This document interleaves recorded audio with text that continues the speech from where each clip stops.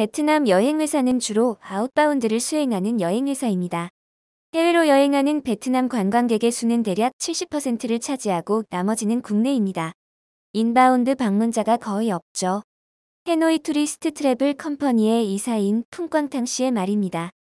저희 회사의 직원 수는 1000명 이상이며 개인 가이드는 500에서 600명입니다. 매출은 약 연간 1000억 동으로 100만 명 이상의 고객에게 서비스를 제공합니다. 그런데 코로나19가 발생하고 베트남 관광산업은 그 직격탄을 맞습니다. 베트남에는 수천 개의 여행사가 있습니다. 국내 여행 기업이라면 생존 가능성이 여전히 존재합니다. 여름이 오면 사람들이 다시 여행하죠. 하지만 아웃바운드 및 인바운드의 비즈니스의 경우 피해가 매우 많습니다. 당신은 코로나 사태가 3개월이 넘어가 9월에까지 달한다면 대부분의 여행사는 버티기 힘들 것이라고 합니다. 구글과 베트남 관광자문위원회의 설문조사에 따르면 올해 약 60%의 사람이 여행을 필요로 하는 사람들입니다. 당신은 2019년에 여행하는 국내 관광객 수가 8천만에서 9천만 명으로 위의 수요에 따라 올해에는 약 4천만에서 5천만 명의 국내 방문자가 있을 것으로 예상했습니다. 그러나 6월 현재 다시 계산한 결과 연말까지 3천만 명 정도의 관광객만 여행할 것으로 예상됩니다. 베트남 관광 인프라는 이전의 3분의 1로 축소되었습니다. 공급은 수요보다 많으며 여행사는 투어 상품을 판매하기가 쉽지 않은 상황입니다. 9월까지 몇 개의 관광 관련 회사가 살아남을 수 있을까? 라고 탕 씨는 말합니다.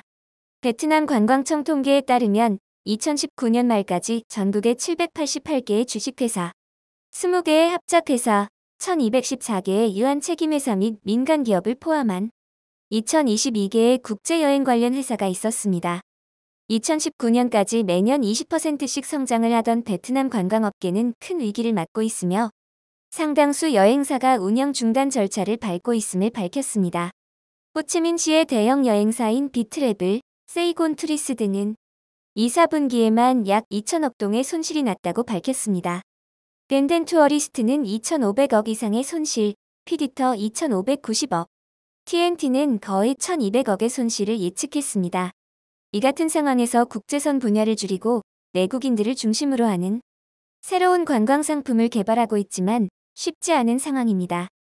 2019년 베트남 관광자문위원회의 통계에 따르면 관광산업은 베트남 GDP의 8.8%에 기여한다고 밝혔습니다.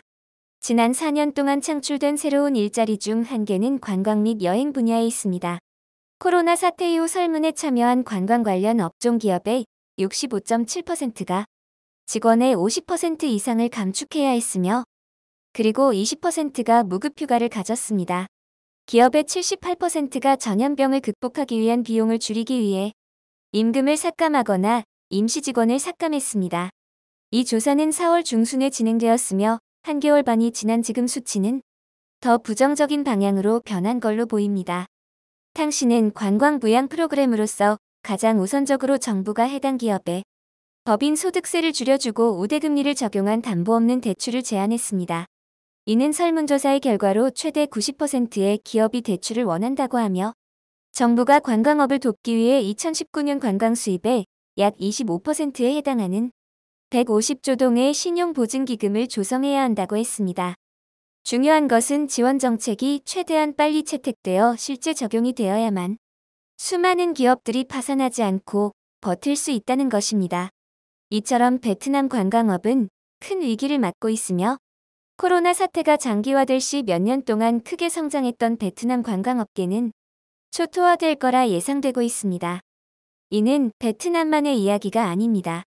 코로나로 인해 해외 간의 이동이 원활히 이루어질 수 없는 지금 수많은 산업 분야에서 위기를 맞이하고 있는 곳이 많습니다.